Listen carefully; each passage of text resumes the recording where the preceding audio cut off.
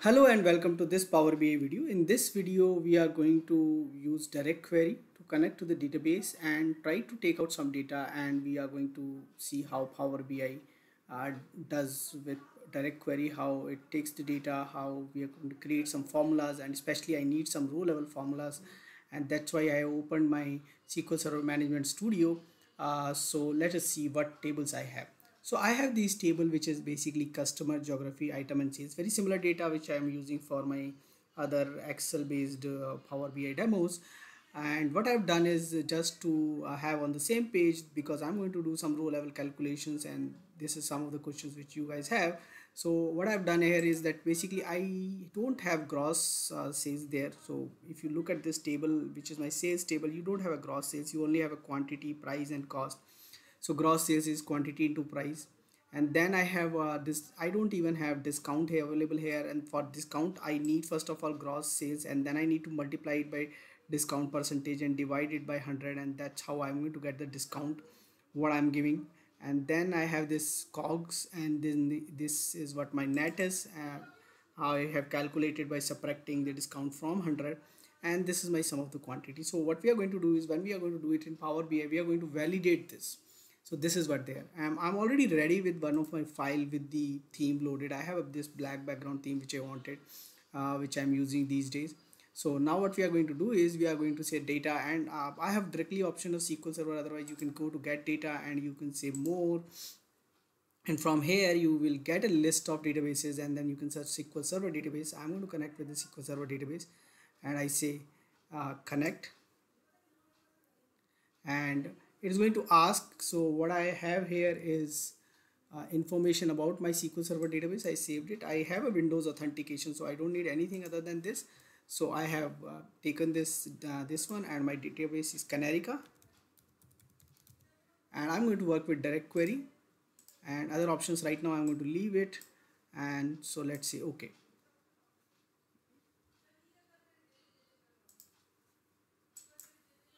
Okay, so first time it did not click well, so but second go it does. And let's see, it's going to connect and it's going to retrieve the data, and all the 4 tables which were there, I retrieved it. We will quickly take these tables. We know the data is correct, and we say load. And once we loaded all these, let's see that do we get the data view. And we don't have a data view now, we can't see the data here. So the only way out is that we go ahead and plot something and do it. But before we need to create relationship that might not be available. Let's go and see, does it created anything? No, it doesn't created anything.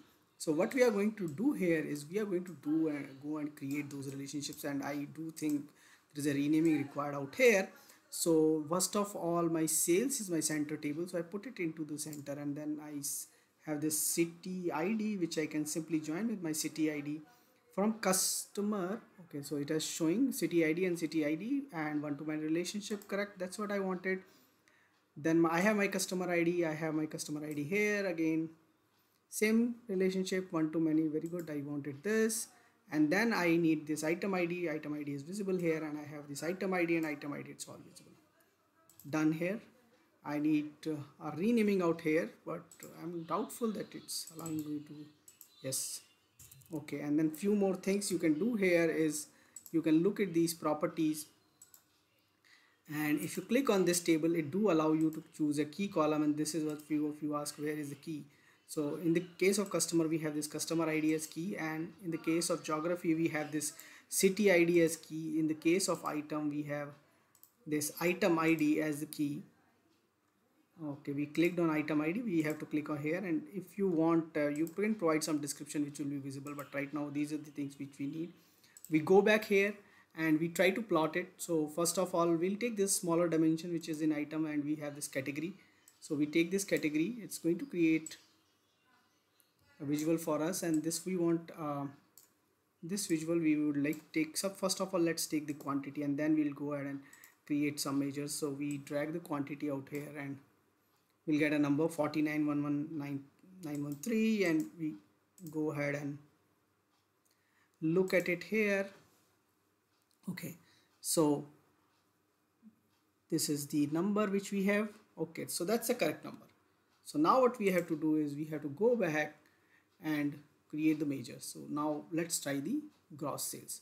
Now here what we are going to do is we are going to create a new measure, and we need this gross sales, and so gross sales, and we say Sumx because I need the row level calculation, and this is what sales I need, and so I say quantity into price.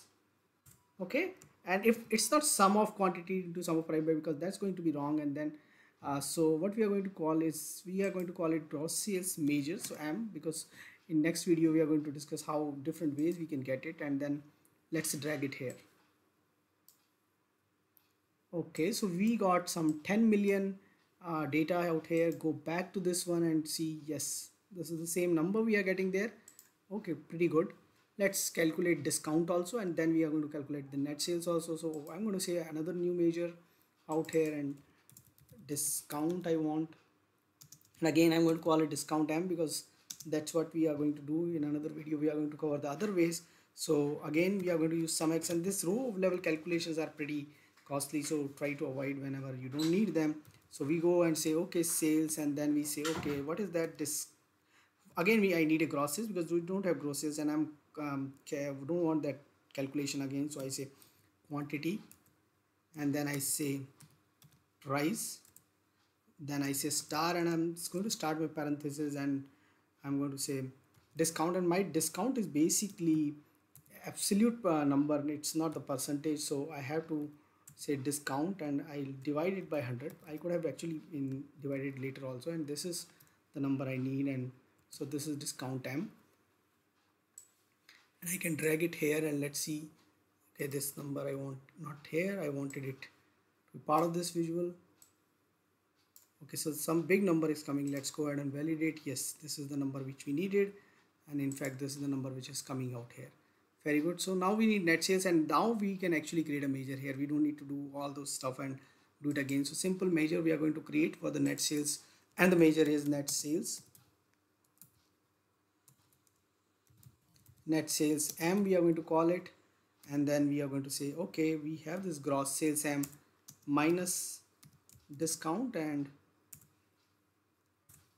this time we know this number is at least correct, and so this is some 789 number is coming, and we have the similar kind of number, and it's ending with 649, so sending, so this is the correct number. So you know how easy it is to connect with a direct query, and you can get your calculations done. We have done some calculations in the measure which are at the row level, means the calculation has to be done at the row level and then need to be aggregated, and exactly that's what we have done. We have compared it with database, but we know that we can do row level calculations in column. Is column possible in direct query? Watch the another video which I'm going to come up how it is possible. Thanks for watching.